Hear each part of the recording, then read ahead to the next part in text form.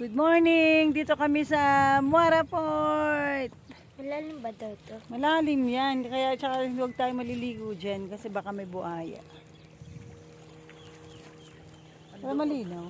Ang loob din ano? Ay no, malapit kasi kami sa port. Kaya yan, every morning kapag may time, jogging time, walking time. Anong pinaka-ano? Alan?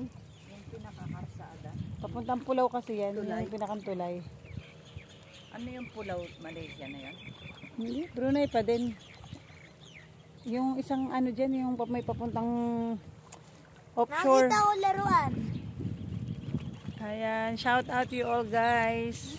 Morning walking dito lang sa Muara Port. Tara na, punta tayo doon sa Malapit sa yacht club. Laro tayo sa playground. Playground? Wala naman playground dito. Playground. Ay, hindi. May ibang gansang Gabriel. Lakad-lakad lang. Itong kalayo. Exercise daw si Lola. Dito lang yan guys sa yacht club Muara. Tama, gaganda ng mga puno. Ayan guys, yung nakikita nyo lahat. Mga may-ari yan ng Brunei. Shout out Ken. Walking.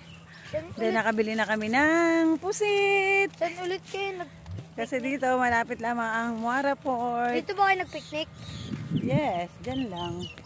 Pa. Ayan o, tingnan nyo. Huwag yan, dapat doon. Sa pinakang dulo. Sa dulo gusto ko, yung rito. Dito ba ka talaga nag-picnic? Ang mga waiting cities, nakaano pa, nakatiles pa. O, ayan o, atat na atat maglaro dun sa playground daw.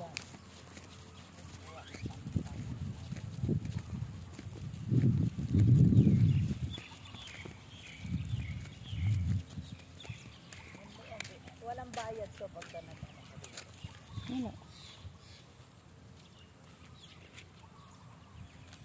Gusto mong mag ano ka ng fresh air. Saka lang dito, lakad-lakad. yung hangin pumapasok sa katawan. Lamig, di ba? Ganda ng ano, halaman.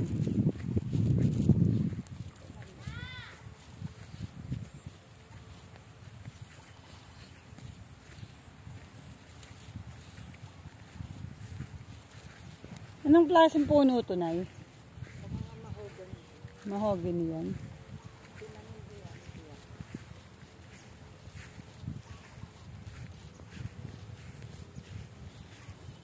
Gusto mo lang dito mag relax, pahangin. Diba? Ang ganda. Ang hangin nga eh, oh.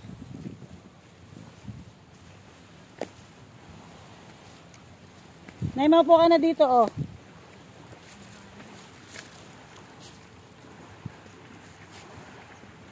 Kaya yan guys, napagod.